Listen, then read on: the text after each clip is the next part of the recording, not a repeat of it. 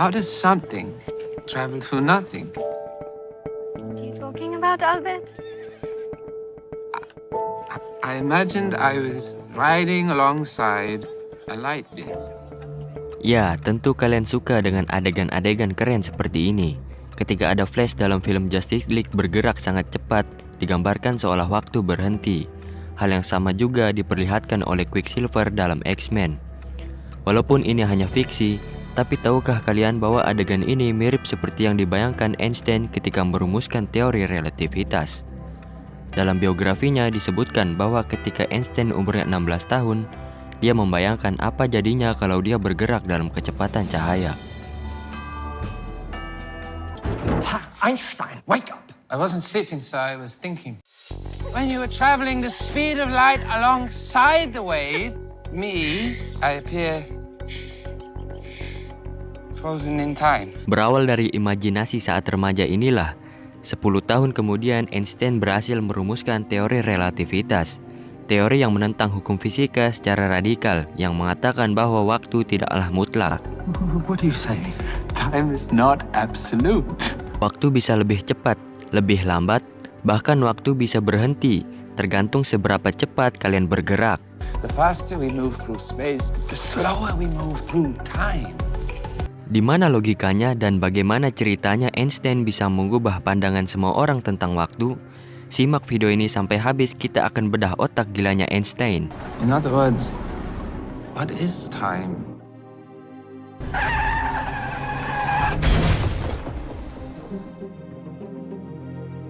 Menurut kalian, bagaimana sesuatu bisa dikatakan bergerak? Ya, tentu ketika dia berpindah dari satu tempat ke tempat lain. Tapi dalam fisika tidak sesimpel itu. Coba perhatikan bola yang jatuh ini. Sekilas tidak ada yang salah. Tapi sebetulnya bola ini jatuh di atas papan yang sedang bergerak. Kalian tidak sadar papannya bergerak karena dua hal. Pertama, bola ini jatuh dengan normal, sama persis seperti kalau papannya tidak bergerak sama sekali. Dan yang kedua, karena kalian melihat dari sudut pandang kamera yang bergerak bersama papannya. Nah, dalam fisika ini disebut dengan kerangka acuan inersia. Intinya kalian tidak akan merasakan perubahan apapun dalam fisika selama kerangka acuannya diam atau bergerak dengan kecepatan konstan.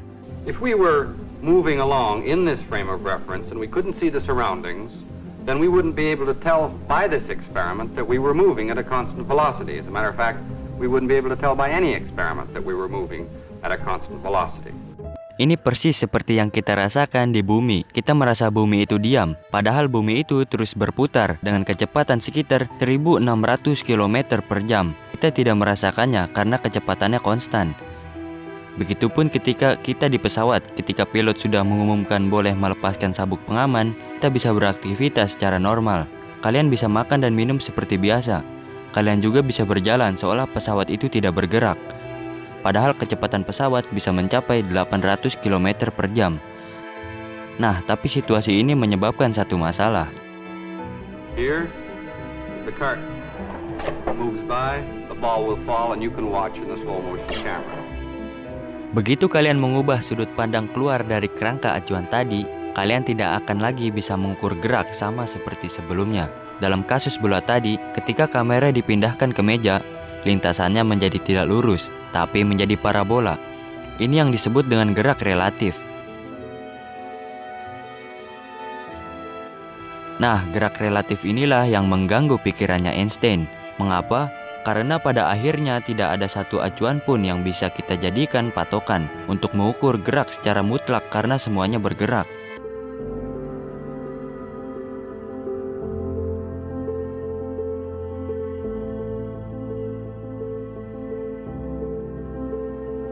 Maka kata Einstein, kalau semua kecepatan relatif terhadap acuannya masing-masing dan tidak ada acuan mutlak yang bisa dijadikan patokan, lalu waktu itu mengacu kemana? Now I'm imagining the ball is traveling in deep space. There's no stars or planets around it. Acceleration is the derivative of velocity with respect to time. But how do we know that the ball is moving at all if there's nothing to compare its motions to? In other words, what is time? When we describe motion, we do so as a function of time. 10 meters per second, 100 miles per hour. Is time universal? In other words, is there an audible tick-tock throughout the galaxy? Nah, pertanyaan dari Einstein ini ditemukan jawabannya pada cahaya. Cahayalah yang membuat Einstein pada akhirnya berpikir bahwa waktu pun relatif. But you and I both know that time can't move at different speeds.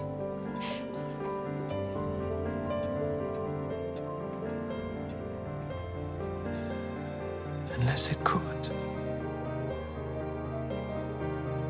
Banyak dari kalian mungkin berpikir bahwa cahaya itu instan. Begitu nyalain lampu, sekelilingnya langsung terang. Tapi sebetulnya cahaya membutuhkan waktu untuk merambat. Karena itu cahaya punya kecepatan.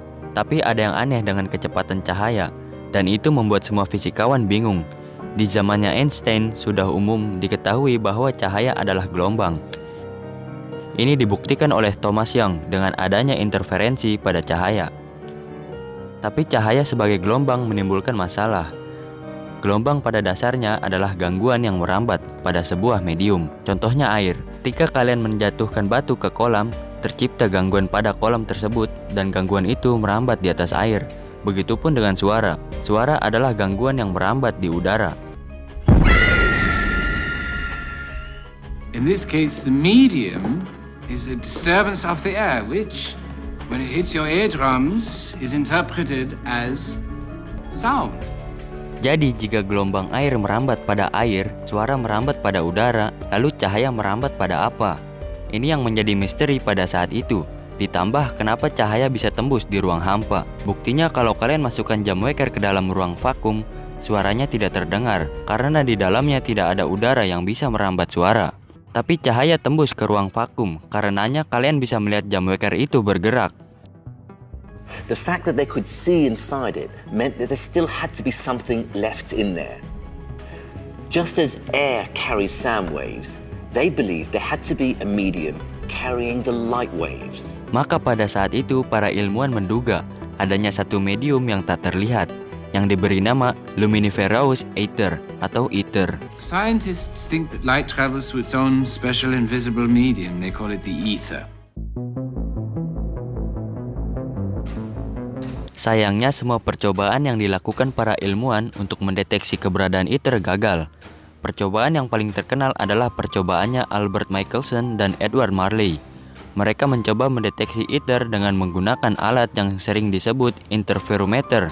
Silahkan kalian cari sendiri bagaimana alat ini bekerja. Tapi yang pasti melalui alat ini mereka tidak bisa membuktikan bahwa ether itu ada. Persoalan ini membuat bingung fisikawan. Bagaimana cahaya bisa merambat pada sesuatu yang tidak ada. Dan akibatnya lebih membingungkannya lagi karena cahaya tidak membutuhkan medium. Maka cahaya tidak bergantung pada acuan apapun. Sehingga kecepatannya selalu tetap, yaitu 300.000 km per detik, seperti yang diukur Michelson dan Marley. But it's a safe bet that given the scientific consensus at the time, they were convinced that the ether really existed. So they'd have been sure that they would have found light traveling at different speeds as it moved in different directions. But it didn't. No matter how they rotated their apparatus, they always found light traveled at the same speed.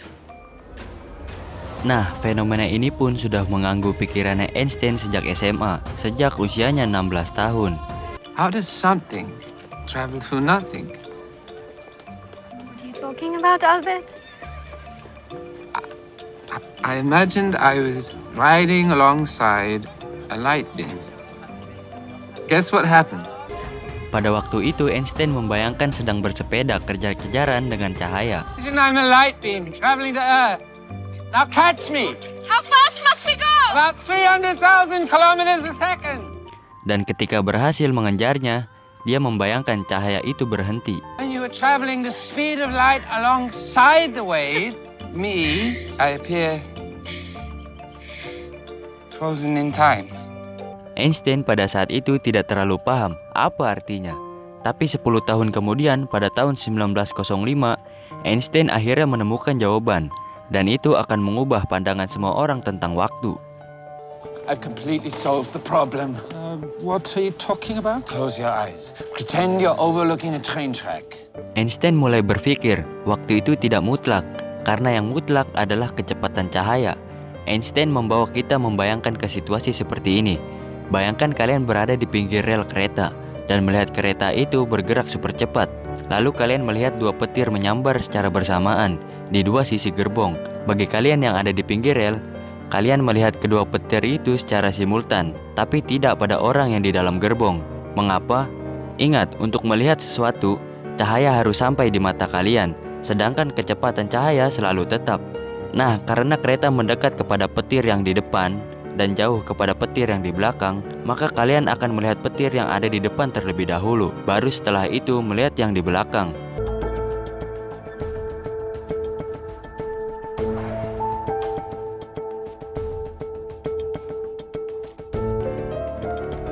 Silahkan pikirkan berulang-ulang kalau kalian belum paham. Tapi ingat prinsipnya, kecepatan cahaya selalu tetap. Jadi dalam situasi ini kalian yang ada di pinggir rel dan yang ada di gerbong akan mengalami waktu yang berbeda. To me, standing still, they were simultaneous.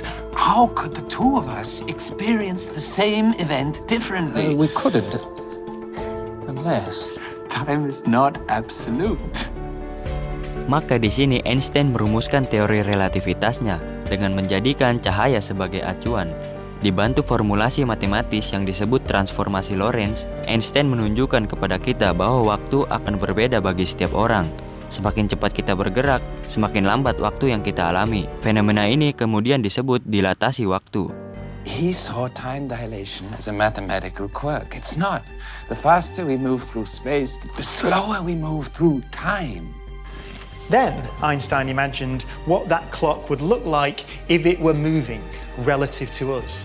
From your perspective, watching Jim move, the light took a kind of triangular path. If we all agree on the speed of light, then it is obvious that it must take the light longer to tick for the moving clock than it does for the stationary clock. Moving clocks run slowly. Menurut relativitasnya Einstein, alasan mengapa kita merasakan waktu itu sama karena kecepatan normal kita jauh dari kecepatan cahaya.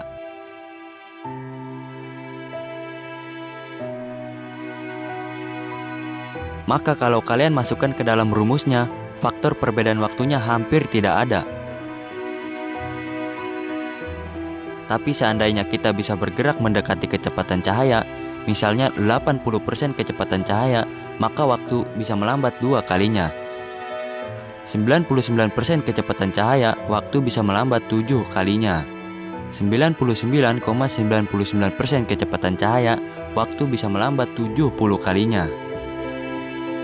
But if we'd have sent Jim off in a rocket that we catapulted Jim off at 99.94% the speed of light. So for him, the journey would take 10 years.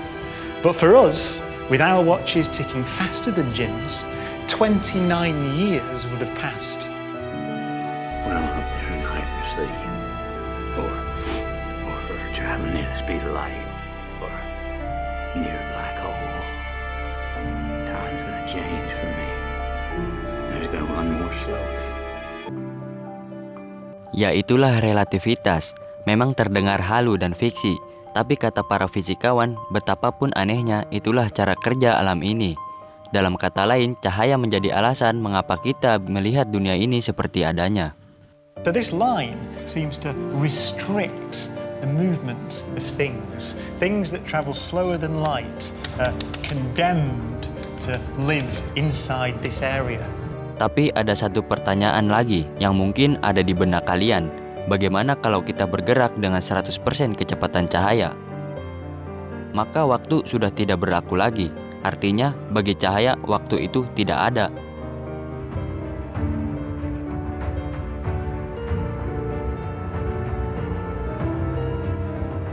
Time is not absolute. In fact, for us believing physicists, the distinction between the past, present, and future is but a stubborn illusion.